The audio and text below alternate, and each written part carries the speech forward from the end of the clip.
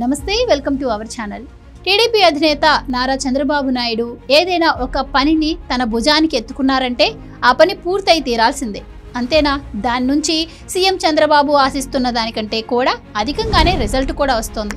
చంద్రబాబును కాస్తంత లోతుగా గమనిస్తున్న వారెవ్వరైనా ఈ విషయం ముమ్మాటికి నిజమనే ఒప్పుకొని తీరుతారు. అయినా ఇప్పుడు ఈ విషయం ఎందుకంటే చంద్రబాబు ప్రస్తుతం అరకు బ్రాండ్ వాల్యూని పెంచడమే లక్ష్యంగా సాగుతున్నారు. అరకు బ్రాండ్ అంటే అక్కడి గిరిజనులు పండించే పంటల ఉత్పత్తుల ప్రమోషన్ అన్నమాట. వీటిలో అరకు కాఫీకి ప్రత్యేక స్థానం ఉందనే చెప్పక తప్పదు. అరకు కాఫీ రుచిని ఒక్కసారి చూశారంటే దాని రుచికి మైమరిచిపోవడంతో పాటుగా దాని రుచిని ఎప్పటికీ మరువలేమంటూ అందరూ చెబుతున్న మాట తెలిసిందే కదా. అలాంటి సుమధురమైన అరకు కాఫీని దేశవ్యాప్తంగా విస్తరించడంతో పాటుగా విదేశాలకు పరిచయం చేసే దిశగా చంద్రబాబు ఓ బృహత్ కార్యాన్ని తన భుజాలకెత్తుకున్నారు. ఇటీవలి చంద్రబాబు పర్యటనలు, సమావేశాల తీరును పరిశీలిస్తున్న వారంతా ఇదే మాట చెబుతున్నారు. 6 నెలల క్రితం సార్వత్రిక ఎన్నికల ప్రచారం సందర్భంగా చంద్రబాబు సతీమణి భువనేశ్వరి ఎన్నడూ లేని రీతిలో టీడీపీ ప్రచారంలో పాలుపంచుకున్న సంగతి తెలిసిందే. ఈ ప్రచారంలో భాగంగా నాడు విశాఖ వెళ్లిన భువనేశ్వరి ఓ సందర్భంలో విశాఖలో అరకు కాఫీని సేవించారట. ఆ రుచికి మైమర్చిపోయిన ఆమె ఆ కాఫీని సేవిస్తూనే తన భర్త చంద్రబాబుకు ఫోన్ చేశారట.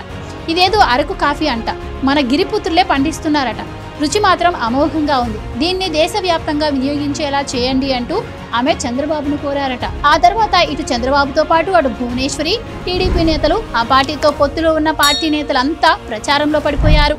ఎన్నికల్లో టీడీపీ నేతృత్వంలోని కూటమి ఘన విజయం సాధించింది. చంద్రబాబు మరోమారు సీఎం కుర్చీలో కూర్చున్నారు. ఆ వెంటనే తన సతీమణి చెప్పిన మాటలను మరోమారు గుర్తు చేసుకున్న చంద్రబాబు అరకు బ్రాండ్ అంబాసిడర్గా వ్యవహరించాలని తీర్మానించుకున్నారు.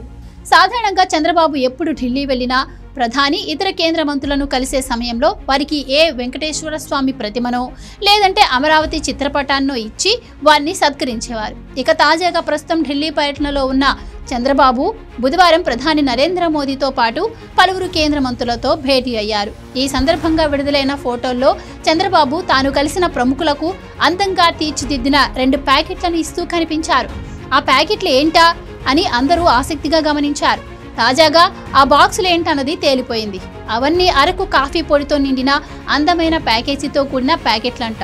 అంటే తన సతీమణి చెప్పినట్లుగా అరకు కాఫీని చంద్రబాబు దేశంలోని అన్ని ప్రాంతాల ప్రముఖులకు చేరేలా ఈ ప్యాకెట్ల బహుమతులను ఎంచుకున్నారట. ఇదిలా ఉంటే అమరావతికి వస్తున్న ఇతర రాష్ట్రాలు, ఆయా కంపెనీల ప్రతినిధులు, విదేశాలకు చెందిన ప్రముఖులకు కూడా చంద్రబాబు ఇవే గిఫ్ట్లను అందజేస్తున్నారట. ఇటీవలే జపాన్కు చెందిన ప్రతినిధి బృందం అమరావతి పర్యటనకు వచ్చిన సంగతి తెలిసిందే. ఈ సందర్భంగా వారంతా చంద్రబాబుతో ప్రత్యేకంగా సమావేశమయ్యారు. ఈ సమావేశం అనంతరం జపాన్ ప్రతినిధులందరికీ తలా 2 ప్యాకెట్ల చొప్పున ఈ అరకు కాఫీ ప్యాకెట్లను అధికారుల చేత అందించారట. మొత్తంగా ఏపీకి సీఎంగా ఉన్న చంద్రబాబు తాను కలలు కంటున్న అమరావతికి బ్రాండ్ అంబాసిడర్గా ఉంటూనే అరకు బ్రాండ్కు అంబాసిడర్గా వ్యవహరించారన్నమాట. Please subscribe to Leo News for more videos.